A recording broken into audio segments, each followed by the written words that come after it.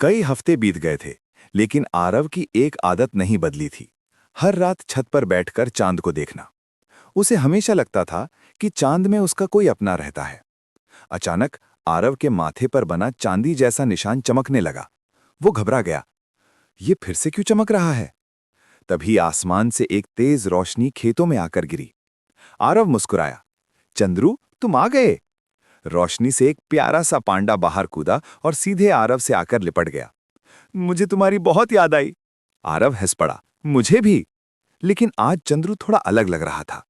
उसकी चमक कम थी और आंखों में चिंता। चंद्रू ने आसमान की ओर देखा। हमारे जंगल के तारे एक एक करके बुझ रहे हैं। कुछ ही पल में उनके सामने चांद जैसी रोशनी का एक गोल दरवाजा बन गया।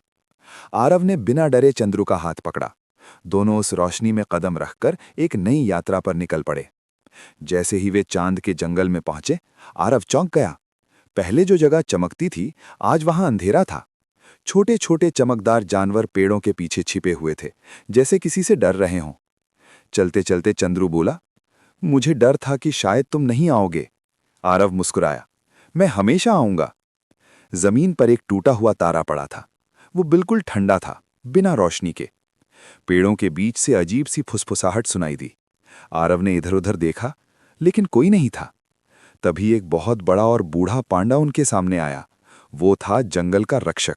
उसने कहा, एक परछाई फिर से जाग रही है, बहुत खतरनाक परछाई। जब डर बढ़ता है तो हमारे जंगल की रोशनी कम हो जाती है। इसे रोकने का सिर्फ एक तरीका है, दिव्य ज्योति को ढूंढना। आरव थोड़ा डर गया। क्या मैं ये कर पाऊंगा? चंद्रू बोला, बहादुरी का मतलब डरना होना नहीं, डर के आगे बढ़ना है। दोनों ने सामान तैयार किया और हाँ, चंद्रू ने ढेर सारे केले भी रखे। जैसे ही वे काली घाटी में पहुंचे, चारों तरफ अजीब सा सन्नाटा था। घना धुंध छा गया। आरव अचानक भूल गया कि वो यहां क्यों आया है।